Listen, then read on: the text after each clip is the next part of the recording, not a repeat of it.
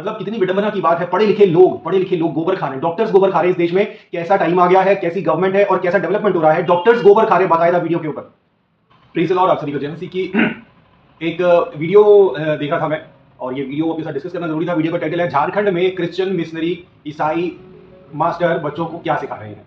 तो एक रिपोर्टर है, वो पहुंच गई ये बच्चों की प्रिपरेशंस में, और वो वीडियो मैं आपको दिखाता हूं। वो वीडियो थोड़ा सा देखते हैं, उसके बाद चर्चा करते हैं, क्योंकि कुछ सवाल जो है वो इस रिपोर्टर ने एक क्रिश्चियन जो टीचर है उनसे पूछे। टीचर उसका खुल के ऑब्वियसली जवाब नहीं दे पाए, क्योंकि आपको पता ही है वहां पर क्या परिस्थिति चल रही है। लेकिन हम जरूर इस वीडियो में वो टीचर के सारे सवालों के रिपोर्टर के सारे सवालों के जवाब देंगे। तो पहले वीडियो देखते हैं। डांस प्रैक्टिस कोई प्रोग्राम चल रहा है अभी?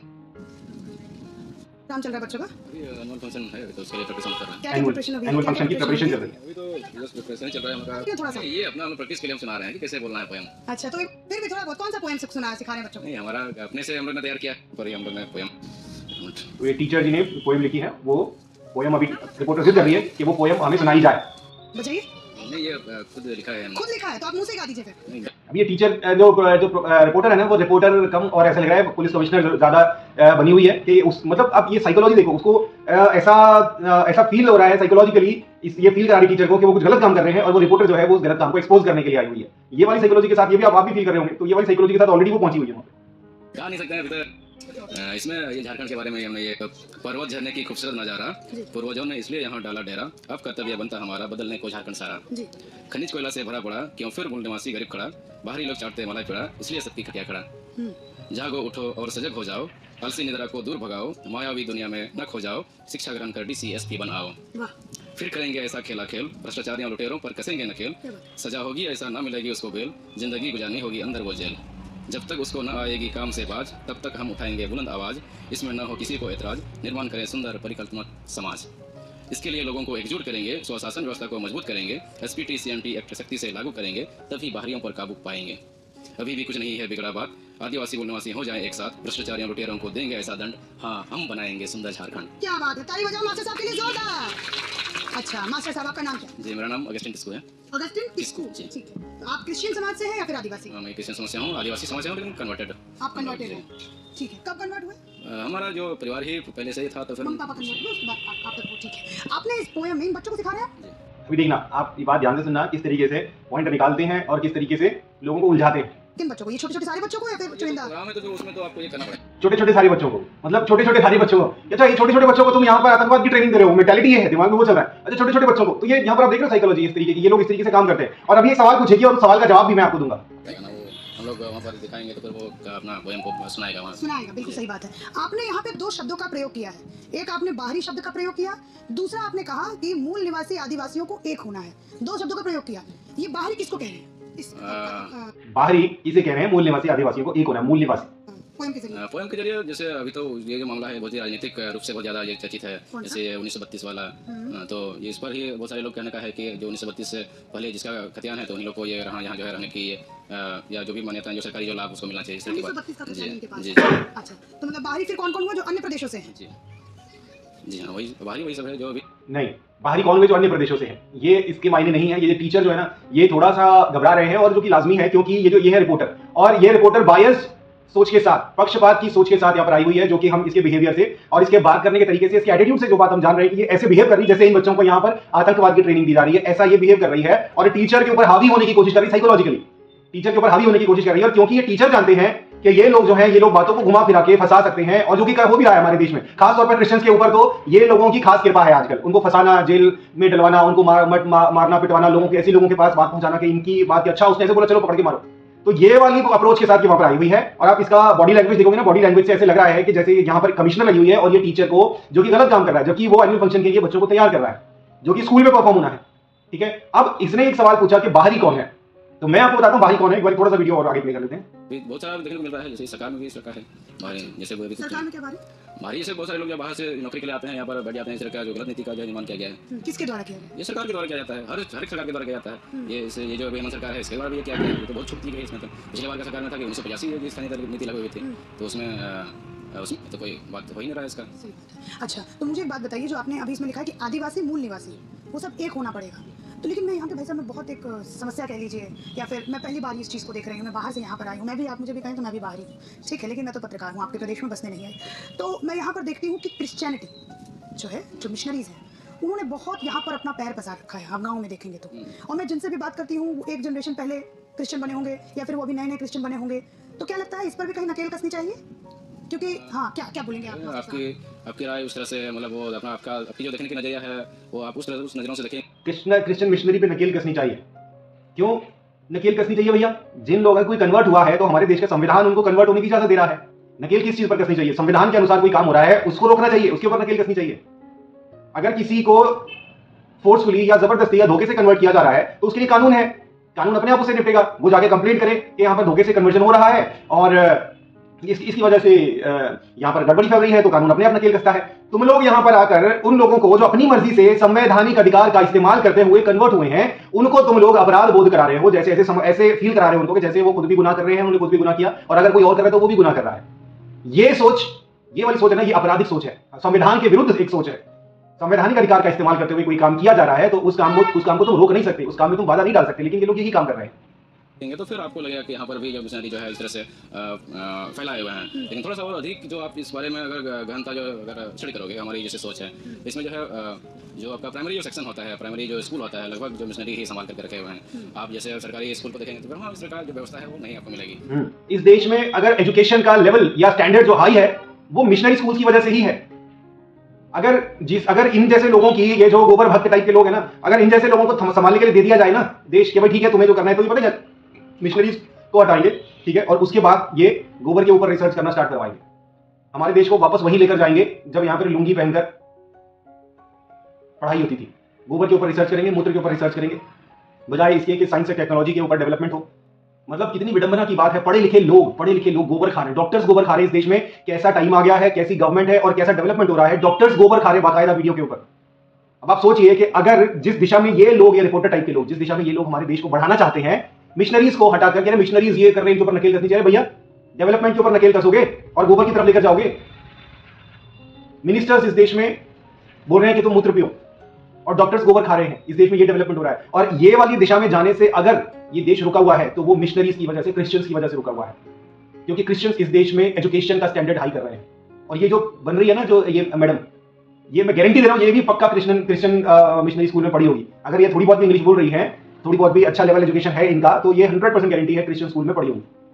जितने भी लोग जो अच्छे एजुकेटेड हैं, जो इंग्लिश में कॉन्वर्सेशन करते, बात करते हैं, ये मैक्सिमम चांसेस हैं कि वो क्रिश्चियन कॉन्वेंट स्कूल में पढ़े होंगे।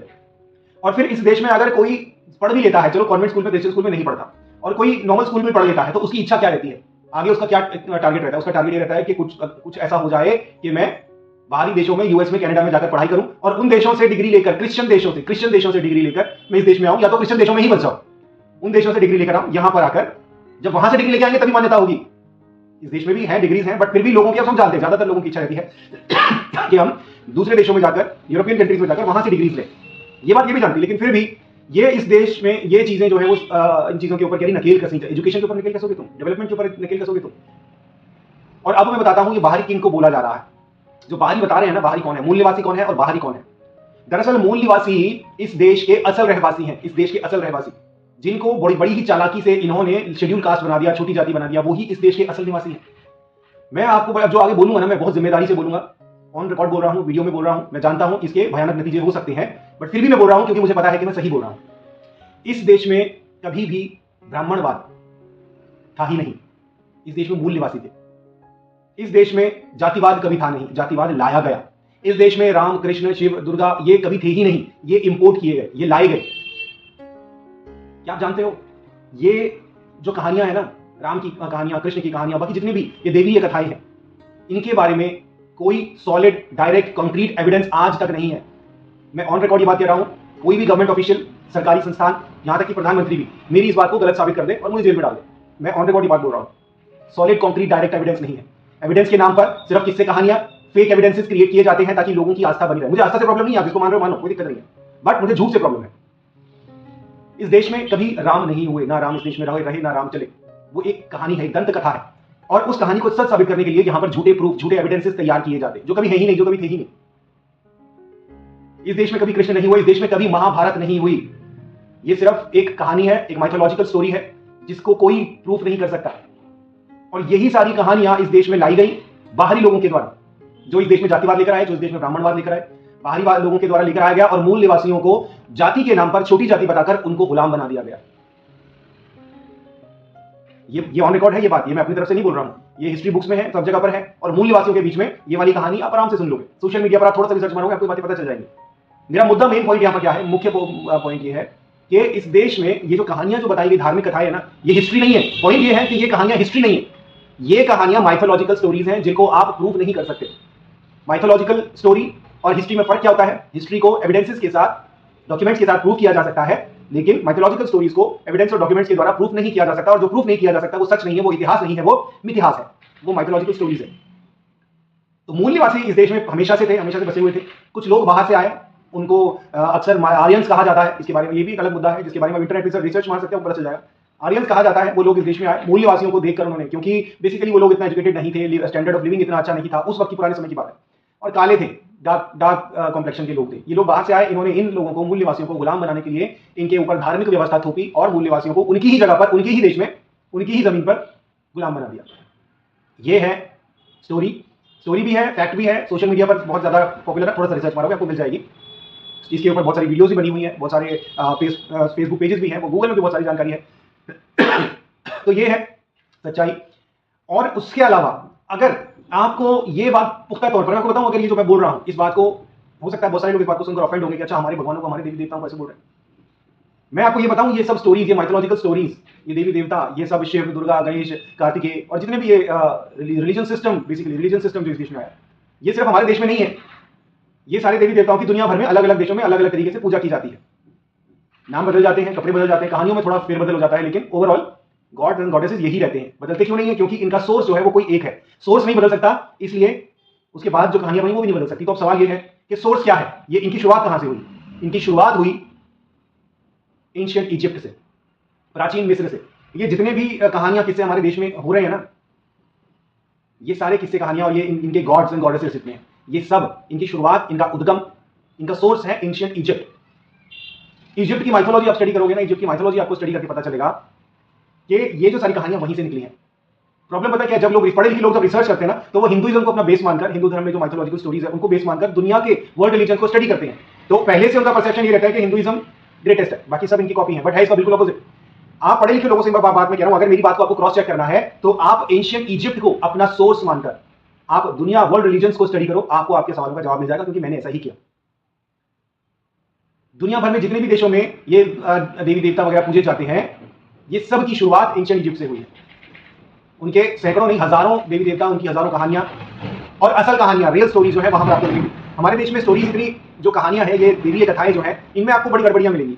अचानक से कहीं से कुछ आ जाता है, रिकॉर्ड्स में बड़ी स्टोरीज में जो है वो बड़ा ड्रास्टिक चेंज हो जाता है अचानक से कहीं से। मतलब एक स्टोरी से, ठीक है, अगर आप सिर्फ राम के बारे में जिक्र करो, राम ने एक अच्छी लड़ाई लड़ी, ठीक है, और एक जो है एक दुष्ट व्यक्ति को हराया और उसके बाद अपनी पत्नी को लेकर आया, यहां तक ठीक है। लेकिन जब आप राम से पीछे जाओगे ना, उनके एंसेस्टर्स, राम के पिता, फिर उनके दादा, इनकी स्टोरीज जब आप पढ़ोगे ना, तो आपके सामने सब कुछ एकदम क्लियर हो जाएगा। इन स्टोरीज में इतनी अनसाइंटिफिक बातें, इतनी इरेगुलरिटीज हैं कि ये स्टोरीज आपको पढ़कर जो है आपको समझ में आ जाएगा कि मैं जो बोल रहा हूं वो सच है। लेकिन इसीलिए, ताकि आप राम से पीछे ना जाओ, वहां पर मुझे पीछे जाने से रोकने के लिए आपको यहीं पर फोकस रखा जाता है कि आप राम राम राम राम करते रहो, ना कभी दशरथ में जाओ, ना कभी दशरथ के पूर्वजों में जाओ, क्योंकि वहां पर आप जाओगे तो आपको पता लग जाएगा कि ये स्टोरीज जो है ये मेड अप स्टोरीज है। इनको कुछ ना कुछ स्टोरीज तो बतानी है। तो जिन्होंने भी वो स्टोरीज कहीं से भी इंपोर्ट करी है, वो स्टोरीज में उन्होंने बहुत गड़बड़ियां डाल दी हैं। इसी तरीके से कृष्ण, अगर आप सिर्फ कृष्ण के बारे में छोटी सी कहानी, कृष्ण लीला जैसे बोलते हैं, तो वो छोटी कहानी अगर आप देखो कि कृष्ण का जन्म हुआ, उसके बाद एक दुष्ट व्यक्ति को मारा और राज्य स्थापित किया, उसके बाद महाभारत का लड़ाई लड़ी और वो सारी चीजें। लेकिन कृष्ण के जीवन में यदि डिटेल में जाओगे, उनकी कहानियां, स्टोरीज, उनमें आप जाओगे तो आपको बहुत सारी अनसाइंटिफिक बातें मिलेंगी। और बताया जाता है कि कृष्ण महाभारत का युद्ध है वो 5,000 साल पहले हुआ। तो 5,000 साल पहले कोई व्यक्ति था इस दुनिया में जिसने अपनी छोटी उंगली पर पूरा का पूरा पर्वत उठा लिया था, पर्वत तोड़कर उठा लिया था। क्या ये बात 5,000 साल पहले की ये बात है? 5,000 साल पहले ही एंशिएंट इजिप्ट के में जो है वो मिस्र के पिरामिड बने हैं। वो पिरामिड आज भी हमारे सामने है और वो वंडर्स, दुनिया के अजूबों में से एक है। आज भी साइंस उनको एक्सप्लेन नहीं कर सकती है। लेकिन कृष्ण ने जो पर्वत तोड़ा, अपनी छोटी उंगली पर उठाया, उसका कोई रिकॉर्ड नहीं है। कोई पर्वत तो टूटा हुआ होना चाहिए, कोई विजिबल रिकॉर्ड होना चाहिए। इजिप्ट में, इजिप्ट तो जो है प्राचीन इतिहास है उनका, सब कुछ हमारे सामने है। उन्होंने जितना भी कुछ किया, बड़ी बड़ी मूर्तियां, उनके कॉलोनाइजेशन सिस्टम, सब कुछ हमारे सामने है, जबकि वो एंशिएंट है। और उससे भी पहले कृष्ण हुए जिन्होंने इतने अद्भुत काम किए, गॉड होते हुए एक इतना अच्छा गॉड, इतना अच्छा राजा होते हुए जिस जगह जो नगरी उन्होंने बनाई, उस नगरी, वो नगरी तो दुनिया का सबसे बड़ा अजूबा होनी चाहिए थी। जिस व्यक्ति के अंदर इतनी कैपेबिलिटी है कि वो पर्वत को अपनी छोटी उंगली पर उठा ले, वो व्यक्ति अगर कोई शहर बिल्ड करेगा तो वो शहर कैसा होना चाहिए? वो तो अपने आप में बहुत बड़ा अजूबा। लेकिन कहाँ है वो अजूबा?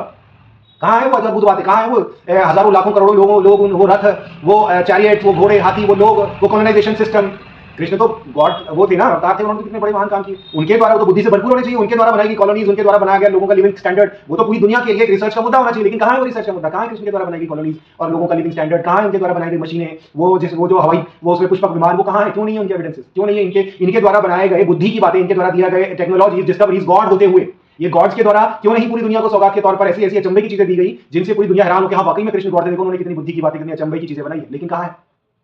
इसके विपरीत सारे एक्सपेरिमेंट्स, सारी अचंभे की बातें, एरोप्लेन, बल्ब, टेलीफोन, रेडियो, ये सारी चीजें किसने आविष्कार करी? क्रिश्चियंस ने आविष्कार करी। हाथ कंगन को आरती किया। सच जो होता है ना, सच को अपने आप को साबित करने की जरूरत नहीं पड़ती। सच अपने आप में इतना चमकदार होता है कि उसकी चमक जो है वो दुनिया खुद ब खुद पहचान लेती है। एंशिएंट इजिप्ट से सिर्फ हमारे देश में नहीं, पूरी दुनिया में mythological stories and gods and goddesses import किए गए और अलग अलग रूप में पूजे जाते हैं। ऐसे ही हमारे देश में पूजे जाते हैं। तो ये स्टोरीज कोई हिस्ट्री नहीं है। और मूल निवासी वो है जो इस देश में इन बाहरी लोगों के, आर्यंस के आने से पहले थे, जिनकी वास्तव में ये जमीन है, जिनको आज शेड्यूल कास्ट या छोटी जाति के लोग बोलकर उनको अलग कर दिया जाता है। और जब वो लोग अपने ओरिजिनल गॉड, अपने असली सच्चे पिता, सच्चे बाप के पास जाते हैं, तब ये लोग, जातिवादी लोग जो मूल निवासियों को इस तरीके से दबाकर रखना चाहते हैं, जब ये लोग अपने असली पिता के पास पहुंचते हैं तब इनको प्रॉब्लम होने लग जाती है। और इसीलिए तो क्रिश्चियनिटी को ये लोग दबाने की कोशिश करते हैं, क्योंकि इनको इस बात का डर है कि अगर जिस तेजी से क्रिश्चियनिटी फैल रही है, सच फैल रहा है बेसिकली। यहां पर मैं क्रिश्चियन रिलीजन को प्रमोट नहीं कर रहा हूं, मैं बाइबल को, जीसस क्राइस्ट को, परमेश्वर के बारे में बात कर रहा हूं। क्रिश्चियन रिलीजन को प्रमोट नहीं कर रहा हूं, तो कोई धोखे में मत रहना। क्रिश्चियन रिलीजन को प्रमोट नहीं कर रहा हूं, ना मैं खुद क्रिश्चियन रिलीजन में मानता हूं, ना मैं चाहता हूं कि दुनिया क्रिश्चियन रिलीजन में जाए। मैं बाइबल की, परमेश्वर की, जीसस क्राइस्ट की बात कर रहा हूं। रिलीजन सिस्टम अपने आप में बहुत बड़ा फ्रॉड है, चाहे वो कोई भी रिलीजन हो, क्योंकि परमेश्वर ने कोई रिलीजन नहीं बनाया। रिलीजन सिस्टम अपने आप को ऊंचा रखने के लिए, श्रेष्ठ बने रहने के लिए रिलीजन सिस्टम इंसानों ने ही डेवलप किए, और आज भी ये हो रहा है। पुराने टाइम में रिलीजन सिस्टम डेवलप हुए, आज बाबा सिस्टम डेवलप हो रहा है। और हर एक बाबा अपने पास ज्यादा से ज्यादा लोग रखना चाहता है ताकि उनकी मोनोपोली बनी रहे, वो ऊपर बने रहे, उनकी टांग ऊपर रहे। और ये बाबा जब मर जाएंगे, इनके बाद इनके नाम चलेगा, इनके बाद इनके और भी आगे आगे बन जाएंगे, और ऐसे करते करते वो बाबा अपने आप में ही एक रिलीजन बन जाएंगे, अपने आप में ही एक गॉड बन जाएंगे। ये सिस्टम ऐसे ही काम करता है। तो यहां पर जो मूल निवासियों की बात की जा रही है, वो वास्तव में मूल निवासी इस देश के वास्तविक रहवासी हैं, जिनको बाहरी लोग, जिनको आर्यंस कहा जाता है रिकॉर्ड्स में, according to the social media sources. मूल निवासियों को गुलाम बनाने के लिए, उनको दबाए रखने के लिए रिलीजन सिस्टम